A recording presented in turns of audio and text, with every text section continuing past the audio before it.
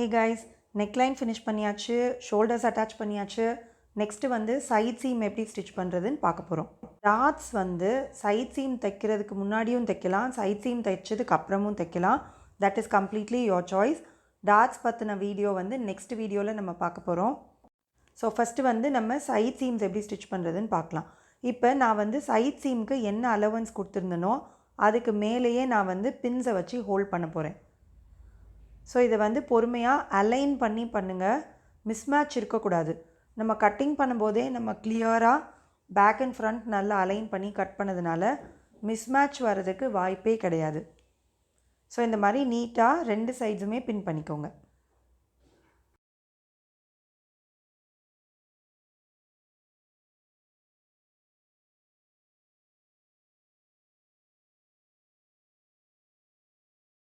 பின் பண்ணதுக்கப்புறமா நம்மளோட side சீமில் line வரைஞ்சோம் இல்லையா, அது மேலேயே நம்ம வந்து ஸ்டிச் பண்ண ஆரம்பிக்கலாம்.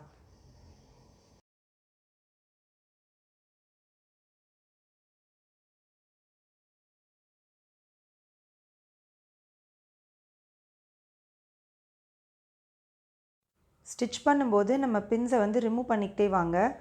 ஃபேப்ரிக்கை வந்து ஸ்ட்ரெச் பண்ணவே பண்ணாதீங்க. ஜஸ்ட்டு வந்து 2 லேயர்ஸையும் வந்து கைட் பண்ணுங்கள், நீடில்குள்ளே கைட் பண்ணுங்கள். ஸோ அவ்வளோதான் நம்ம வேலை. ரொம்ப பின்னாடி இழுக்கிறது, முன்னாடி பிடிச்சி இழுக்கிறது பண்ணவே கூடாது. டென்ஷன் வந்து கீழே லேயரும் மேலே லேயரும் ஒரே மாதிரி இருக்கணும். ஸோ இந்த பின்ஸ் நம்ம மாட்டி வச்சுருக்கிறதுனால நமக்கு தெரியும் கண்டிப்பாக எந்த இடத்துல வந்து பேக் அண்ட் ஃப்ரண்ட் அலைண்டாக இருக்கணும்னு.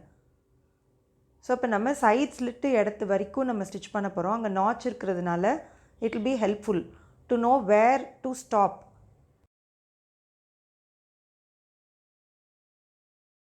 ஸோ இப்போ நெக்ஸ்ட்டு சைடையும் நம்ம ஸ்டிச் பண்ணிக்க போகிறோம்.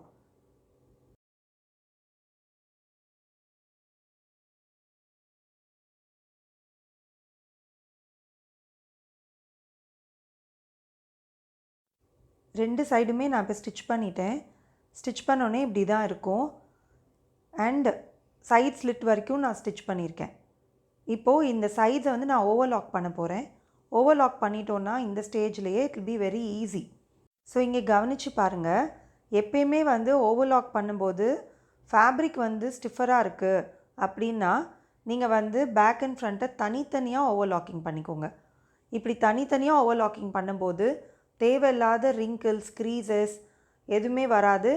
அயர்ன் பண்ணும்போது ஃபேப்ரிக் வந்து அழகாக வளைஞ்சு கொடுக்கும்.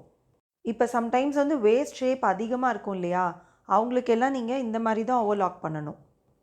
அடுத்து டேபிள் மேலே வந்து நல்லா ஃப்ளாட்டாக ப்ளேஸ் பண்ணிக்கோங்க.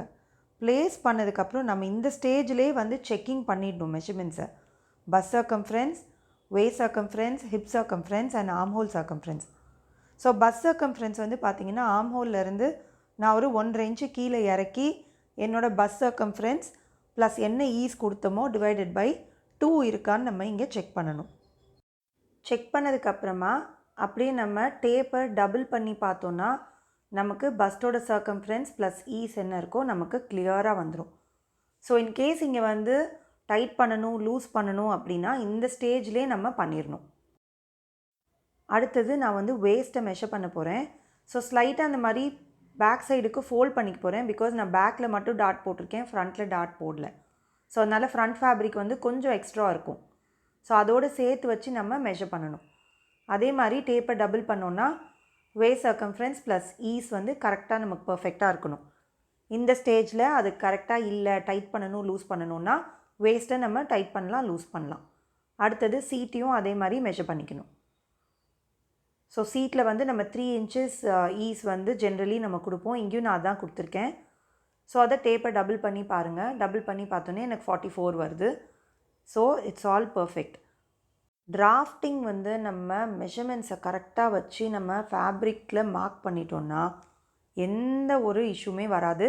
அன்லெஸ் அண்ட் அன்டில் ஃபேப்ரிக் வந்து கொஞ்சம் லைட்டாக ஸ்ட்ரெச்சி ஃபேப்ரிக்ஸ்னால் ஃபிட்டிங் வந்து கொஞ்சம் ஈஸ் கொடுக்கும். ஸோ அதை மட்டும் நம்ம மைண்ட்ஃபுல்லாக வச்சுக்கணும். அடுத்தது வந்து ஆர்ம் ஹோலையும் செக் பண்ணிக்கலாம்.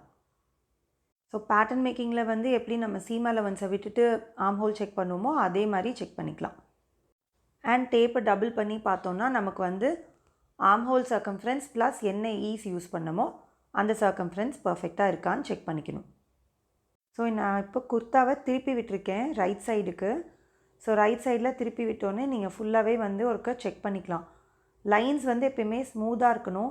அப்போ தான் வந்து ஃபினிஷிங் நல்லாயிருக்கும். ஸோ ஒரு குட்டி டிப்பிங்க, இந்த ஸ்டேஜில் வந்து நம்ம இந்த குர்தாவை வந்து வேர் பண்ணி பார்க்கலாம். ஸ்லீவ்ஸ் அட்டாச் பண்ணுறதுக்கு முன்னாடியே நமக்கு ஃபிட்டிங் இஷ்யூஸ் ஏதாவது இருந்தால் இந்த ஸ்டேஜ்லேயே கரெக்ஷனும் பண்ணிக்கலாம். தேங்க்யூ ஃபார் வாட்சிங் guys, and next video is on how to finish the double pointed darts. See you. Happy sewing to all of you.